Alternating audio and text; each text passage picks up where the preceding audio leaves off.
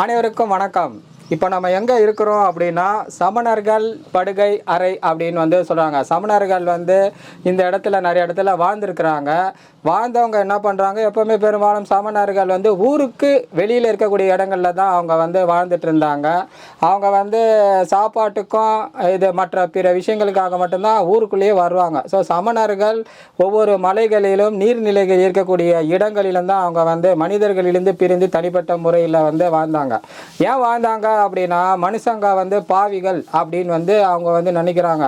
மனுஷங்களோட போய் சேர்ந்தாங்க அப்படின்னா அந்த பாவங்கள் அவர்களோட ஒட்டி அந்த பாவங்களால் இவங்களுக்கு அந்த முக்தின்ற மோட்ச நிலை கிடைக்காதுன்ற காரணத்தால் மனிதர்களிலிருந்து பிரிஞ்சியே வாழ்ந்து இருந்திருந்தாங்க. இன்னொன்று அவர்களை அமணர்கள் அப்படின்னும் சொல்கிறாங்க. அமணர்கள்னால் உடை உடுத்தாதவங்க, அதாவது ஆடை உடம்புல போடாதவங்க. அவங்க சாப்பாட்டுக்காக மட்டும்தான் ஊருக்குள்ளே போயிட்டு வந்துட்டு இருந்தாங்க. இது என்ன ஆயிடுச்சு அப்படின்னா, சவுத் சைடு அதாவது தென் பகுதியில் என்ன இருந்ததுன்னா திராவிட மதம் சொல்கிறாங்க, சில பேர் தமிழர் மதம் அப்படின்னு சொல்கிறாங்க. அந்த திராவிட மதம் அப்படின்னா சிவன், திருமால், கொற்றவை முருகன் இந்த 4 கடவுளை வழங்கிட்டு இருந்தாங்க. நார்த் சைடில் இருந்து என்ன ஆகுது அப்படின்னா 3 மதங்கள் உள்ள வருது. என்னென்ன மதங்கள் அப்படின்னா ஆசீவக மதம், புத்த மதம், ஜைன மதம் அப்படின்னு சொல்லி 3 மதங்கள் உள்ள வருது. இதில் ஆசீவக மதமும் சமண மதமும் ஒரே கோட்பாடு இருக்கிற காரணத்தால் என்ன ஆயிடுது அப்படின்னா, அந்த ஆசீவக மதம் சமண மதத்தோட பாதி பேர் சேர்ந்துடுறாங்க. ஆசீவக மதத்தை சார்ந்தவர்கள் நிறையா பேரை கொன்று குவிச்சனால ஆசீவக மதத்தை சார்ந்தவர்கள் நிறையா பேர் புத்த மதத்தில் சேர்ந்துடுறாங்க. ஃபஸ்ட்டு ஆசீவக மதம் முழுசாக அழிஞ்சு போச்சு. அடுத்து புத்த மதம் வருது. அந்த புத்த மதம் என்ன ஆகுது அப்படின்னா, அது மக்களோட மக்களாக இருக்குது, ஊர் மக்களோட இருக்குது. அரசர்கள், பணம், பதவி, அதிகாரம் படைத்தவர்களோட சேர்ந்து இருக்கிற காரணத்தால் அது வளர்ச்சி அடைஞ்சு போயிட்டே இருக்குது. ஒரு காலகட்டத்தில் அந்த மதமும் அழிஞ்சு போய் சமண மதம் உச்சத்தில் இருக்குது. சமண மதம் இருந்த காலத்தில் அதோட போட்டி போட்ட மதங்கள் அப்படின்னா வைதிக மதம் என்று சொல்லப்படக்கூடிய பிராமணிய மதம். அந்த பிராமணிய மதம் தென்னாட்டுக்கு வரும்போது அது என்ன ஆகுது அப்படின்னா திராவிட மதத்தோட சேர்ந்து இந்து மதம் அப்படின்ற ஒன்று உருவாகுது. அதில் சமயக்குறவர்கள் 4 அப்பர், சுந்தர், சம்பந்தர், மாணிக்க வாசகர் அப்படின்னு இவங்க 4 பேர் பக்தி இயக்கம் ஒன்றை தோற்றுவித்து அதை வளர்ச்சி அடைய செய்து என்ன ஆகுது அப்படின்னா சமண மதம் அழிஞ்சிருச்சுன்னு சொல்கிறாங்க. இது ஒரு காரணம் தானே தவிர இது முழுமையான காரணம் அப்படின்னு சொல்ல முடியாது. ஏன்னா சமணர்கள் என்று சொல்லப்படக்கூடியவர்கள் ஊருக்கு வெளியே வாழ்ந்திருந்தாங்க. அவங்க ட்ரெஸ் இல்லாமல் இருந்த காரணத்தால் ஊருக்குள்ளே போகும்போது பெண்கள் அவங்கள பார்க்குறதுக்கு அச்சப்பட்டாங்க. அவங்க வரும்போது கதவை சாத்தினாங்க. இதனால் 4ஆம் வட்டத்தில் சமண மதம் அழிஞ்சு போச்சு அப்படின்னு சொல்கிறாங்க. ஸோ சமணர்கள் வாழ்ந்த இதற்கான சான்றுகள், சாட்சிகள் எல்லாம் இப்போது இந்த ஊரில் கிடைச்சிருக்குது. இது எந்த ஊர் அப்படின்னா தென்காசி மாவட்டம். தென்காசி மாவட்டத்தில் விந்தணு கோட்டைக்கு செல்லும் வழியில் ஒரு பெரிய மலையில் இந்த சமணர் படுக்கையை கண்டுபிடிச்சிருக்காங்க. ஒரு வரலாற்று நிகழ்வை இந்த ஊர் மக்களும் சமூக ஆர்வலர்களும் சேர்ந்து, சமூக பற்றாளர்கள் எல்லாரும் சேர்ந்து இந்த இடத்துல சமணர்கள் படுக்கை இருக்குது, அதனால் இந்த மலையை குடையக்கூடாது, அழிக்கக்கூடாது என்று போராடி இந்த சமணர் படுக்கை வரலாற்று சின்னத்தை காப்பாற்றி நமக்கு கொடுத்துருக்குறாங்க. ஸோ இந்த சமணர் படுகை அப்படின்றது இதுதான். இதில் ஒரு 5 சமணர் படுகை இருக்குது. இது ஆக்சுவலாக சமண மதம் அப்படின்னு எடுத்துக்கிட்டால் அது கடவுளர் பற்றி, கடவுள் இல்லை, கடவுள் அருகர் ஒருவர். ஸோ கடவுள்ன்றது அவங்களுடைய கொள்கை கோட்பாடே வேறு. ஆனால் இப்போ இருக்கிற நம்ம மக்கள் அதுக்கு இதெல்லாம் குங்குமம் வச்சு, மஞ்சள் வச்சு, எல்லாம் வச்சு கும்பிட்டு அதை படுகையாகவே ஒரு சாமி இதுவாக ஆக்கிட்டாங்க. கடவுள்னா என்னன்னு சொல்ல வந்தாங்களே கடவுளாக மாற்றிட்டாங்க. அதனால் இது ஒரு சமண படுகை, ஒரு வரலாற்று சின்னம், ஒரு மிகப்பெரிய விஷயத்தை நம்ம இப்போ பார்த்துட்ருக்கோம். இதை பற்றிய மேலும் பல விஷயங்களை நம்மளுடைய நண்பர், தோழர், ஓவியர் நம்மளுடைய கொண்டல் ராஜு அவர்கள் இப்போ சொல்வார் உங்களுக்கு.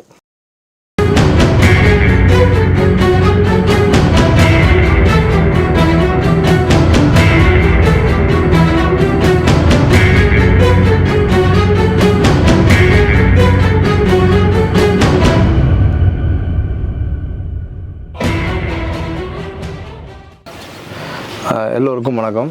நான் தான் உங்கள் ஓவியர் கொண்டல்ராஜ் பேசுகிறேன். எழுத்தாளர் பாலகங்காதரன், நண்பர் பொதிகை சண்முகம் அவர்களோட இங்கே ஆய்க்குடி பக்கத்தில் விந்தன் கோட்டைக்கு அருகில் இந்த மலை குகையை பார்க்கும் ஒரு அரிய வாய்ப்பு கிடைத்தது. இது இந்த குகைக்கு வரும்போதே ஒரு உன்னதமான ஒரு அனுபவம். என்னென்னா, முன்னாடி வந்து ஒரு நீர் தடாகை, அதில் வந்து இந்த குகையை வந்து ஏற்கனவே பாதி குகையை வந்து கல்கோரிக்காரங்க தட்டி எடுத்துட்டாங்கன்னு நினைக்கிறேன். மிச்சம் வந்து ஒரு சமூக அக்கறை உள்ளவர்களால் இந்த மிச்சம் எச்சத்தை வந்து நம்ம பார்க்க முடியுது. இதுவே வந்து பார்க்கும்போது மிகவும் ஒரு உன்னதமான அனுபவத்தை ஏற்படுத்துது. என்னன்னு கேட்டிங்கன்னா, இந்த குகைக்குள்ளே வந்து நம்ம பேசுகிற வார்த்தை வந்து 3 நாளாக கேட்குது, எக்கோவாக கேட்குது. அப்போ இவங்க வந்து சமணர்கள் வந்து ஏன் சமணர்களும் முனிவர்களும் ஏன் குகையை தேடி அந்த மாதிரி உள்ளே போய் ஏன் தியானம் பண்ணாங்க அப்படின்னா, அவங்களோட எண்ண அதிர்வலைகள் வந்து நின்று இன்னும் அதை பல்மடங்காக பெருக்கி அந்த சக்தி வந்து இன்னும் ரொம்ப கிடைக்கும் அப்படின்றதுக்காக தான் இந்த மாதிரி வந்திருப்பாங்கன்னு நினைக்கிறேன். ஏன்னா நானும் சித்தன்னாவாசல் அந்த குகை ஓவியத்தையும் பார்த்துருக்கேன், மேலே சமணர் படுகையும் பார்த்துருக்கேன். அங்கேயும் இதே மாதிரி ஒரு மந்திரம் சொன்னோம்னா அது வந்து ஒரு 10-20 அது திருப்பி ரிப்பீட் பண்ணுது. அப்போது இவங்க வந்து சும்மா வரல, ஏன்னா எங்கேயாவது ஒரு குடிசை போட்டு அங்கே கூட இருந்திருக்கலாம். இங்கே இருக்கும்போது இப்போ இங்கே குகையை விட்டு வெளியே வரும்போது அந்த ஏகாந்தமான அந்த வானத்தை பார்க்க முடியுது. வானமே கூரையாக குகையே தன்னுடைய இருப்பிடமாக இருக்கும்போது நிறைய சிந்தனைகள் வெளிப்பட்டிருக்குன்னு நினைக்கிறேன். அந்த வெளிப்பாட்டின் அறிகுறியாக தான் அவங்க ஏதோ இதில் எழுதியிருக்காங்க. ஆனால் எதையும் தெளிவாக பார்க்க முடியலை. ஏன்னா அது கல்வெட்டு மாதிரி அழுத்தி உளியை வச்சு செதுக்கி, அதாவது உள்ள கோடாக எழுதியிருந்தாங்கன்னா அது திரும்பி அதில் எதையாவது ஒரு சாக்கு பீஸ் பவுடரை தேய்ச்சி கூட அதை பார்த்துடலாம். இவங்க என்ன பண்ணியிருக்காங்க, எழுதிட்டு இதை அந்த எழுத்தை வந்து புடைப்பாக காமிச்சிருக்கிறதுனால இது காலப்போக்கில் இந்த பாறை வந்து கையில் எடுத்தாலே வருது மாதிரி கண்டிஷனில் தான் இருக்குது. மேபி இது காலப்போக்கில் நிறைய இது சிதைஞ்சு போயிருந்திருக்கலாம். நிறைய குறியீடுகளை காண முடியுது, முக்கோணம், அறுகோணம், அது மாதிரி சின்ன சின்ன குறியீடுகள். இதில் ஒரு ஸ்டார் இருக்குது. அது மாதிரி இது படுத்துற இடத்துல எவ்வளோ எழுதியிருக்கிறாங்க. இது சரியான ஒரு ஆராய்ச்சியாளர் வந்து இதை வந்து பார்த்தாங்கன்னா கண்டுபிடிக்கிறதுக்கு வாய்ப்பு இருக்குன்னு நினைக்கிறேன். சமூக ஆர்வலர்களுக்கும் பொதுமக்களுக்கும் சொல்வது என்னென்னா, எல்லோரும் பீச்சு, அப்புறம் அந்த என்டர்டைன்மெண்ட் சிட்டி, அந்த மாதிரி நிறைய ஊட்டி, கொடைக்கானல் அப்படி போகிறத விட நம்ம ஊர்லேயே அருகாமையிலே வந்து நிறைய வரலாற்று சின்னங்கள் இருக்குது. தென்காசி கோயிலுக்கு போகிறவங்க ஏன் தென்காசி கோயிலை கட்டின அந்த மன்னரோட வாழ்ந்த அந்த கோட்டையை வந்து பார்க்கலாம். அப்படி பார்க்கும்போது இந்த சுற்றுப்புற சூழல் இன்னும் கொஞ்சம் நல்லா வரும், ஒரு அவேர்னஸ் கிடைக்கும். இந்த குகைக்கு வரலாம். அந்த குகைக்கு வரும்போது சிலருக்கு சில எண்ணங்கள், ஒரு மன அமைதி ஏற்படலாம், ஒரு படைப்பு சிந்தனை வரலாம். அதனால் இதை பார்க்கிற பொதுமக்களும் சிறுவர்களும் பெற்றோர்களும் இந்த இடத்திற்கு வருமாறு அன்போடு பணிவோடு கேட்டுக்கொள்கிறேன். நன்றி, வணக்கம்.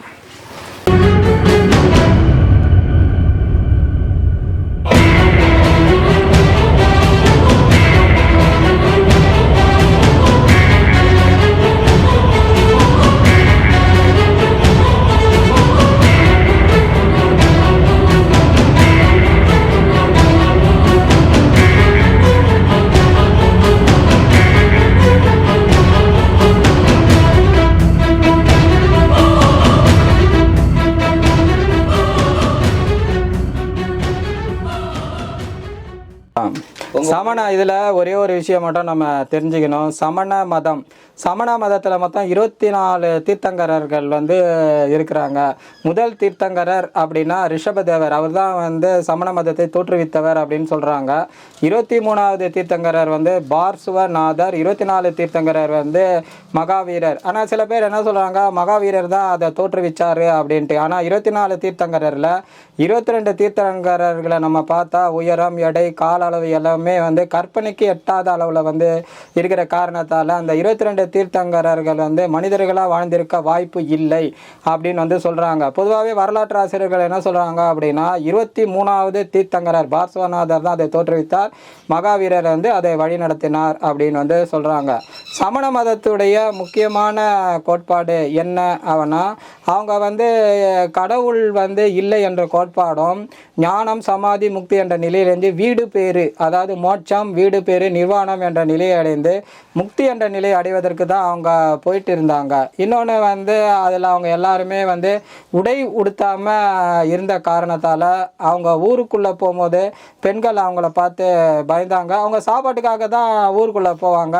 அதை பார்த்து பெண்கள் வந்து அச்சப்பட்டாங்க. அவங்க உள்ளே போகும்போது கதவை வந்து பூட்டினாங்க. பெண்கள் வந்து வெக்கப்பட்ட காரணத்தால் வந்து இதனுடைய வீழ்ச்சிக்கு வந்து இந்து மதத்தின் பக்தி இயக்கம் ஒரு காரணமாக இருந்தாலும் அது ஒரு முழுமையான காரணம் என்று சொல்ல முடியாது. சமண மதம் அழிவதற்கு இவர்கள் ஆடை உடுத்தாமல் ஊருக்குள் வந்ததும் ஒரு முக்கியமான காரணமாக இருந்தது அப்படின்னு வந்து சொல்லலாம். ஸோ இது இத்தகைய சமணர்கள் வாழ்ந்தார்கள் என்பதற்கு ஒரு முக்கியமான வரலாற்று சின்னமாக இருக்கக்கூடிய இந்த 5 சமணர்கள் படுக்கைகள் வந்து பார்த்து அவர்கள் வாழ்ந்திருக்கிறார்கள் என்பதை வந்து வரலாற்று ஆவணமாக நம்ம வந்து தெரிஞ்சுக்கலாம்.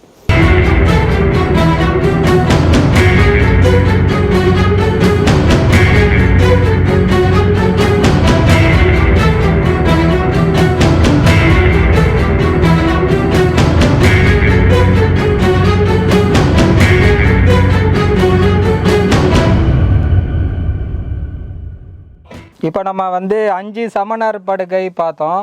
அந்த 5 சமணர்களுக்கும் எப்பவுமே சீடர்கள் இருந்தாங்கன்னா குரு அப்படின்றவங்க வந்து எப்பவுமே இருப்பாங்க. குரு தான் சீடர்களை வழி நடத்துவாங்க. குரு தான் சீடர்களுக்கு என்னென்ன வேணும் அப்படின்றதெல்லாம் சொல்லி கொடுக்கக்கூடியவங்க எல்லாமே குரு தான். ஸோ குருவானவர் எப்படி இருக்கணும் அப்படின்னா குரு வந்து கொடுக்குற நிலையில் இருக்கணும், சீடர்கள் ஏற்றுக்கொள்ளும் நிலையில் வந்து இருக்கணும்.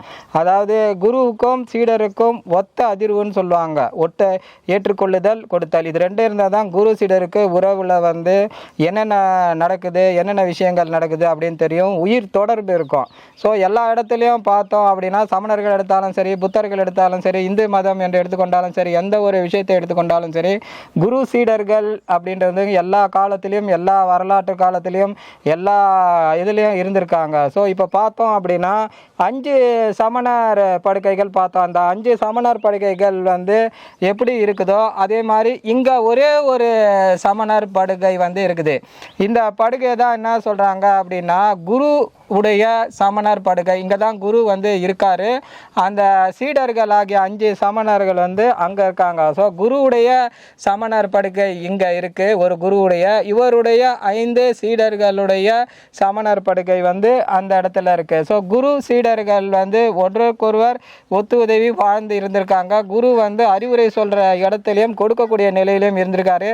சீடர்கள் ஏற்றுக்கொள்ளும் நிலையில் இருந்திருக்காங்க. எப்பவுமே குருவானவர் வந்து மேல்நிலையில் தான் இருப்பார். சீடர்கள் அவருக்கு கீழே பணிஞ்சு இருப்பாங்க. அதுதான் திருக்குறள் என்ன சொல்கிறாங்க, உடையார் முன் இல்லார் போல் ஏக்கம் கற்றுங் கடையரை கல்லாதவர் அப்படின்னு வந்து சொல்கிறாங்க. இல்லாதவர் முன்னாடி இருப்பவன் எப்படி அடங்கி ஒடுங்கி இருக்கிறானோ அதே மாதிரி குரு முன்னாடி சீடர்கள் பணிவாக இருந்தால் எல்லாத்தையுமே தெரிஞ்சுக்கலான்ற காரணத்தால் குரு வந்து இங்கே மேலே தனிப்பட்ட முறையில் ஒரு குகையில் இருக்கிறாங்க.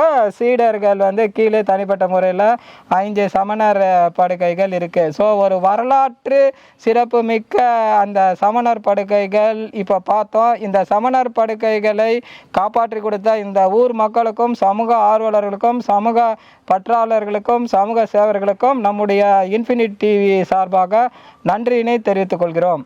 நன்றி, வணக்கம். கூடாது, ஓகேவா? இயற்கையாகவே இருந்த அந்த குகை வந்து அப்படியே வானியல் ஆய்வுகளுக்காக அவங்க பயன்படுத்துவாங்க ஐயா. ஏதாவது ஒரு குறியீடு கொடுப்பாங்க. அதுக்கு மேலே ஒரு சிவகம் பெருசாகவே இருக்கு. பாறைலாம் உள்ள செதுக்குனா இல்லை அப்படிதான் இருந்துச்சா? அது இயற்கை அமைஞ்சது.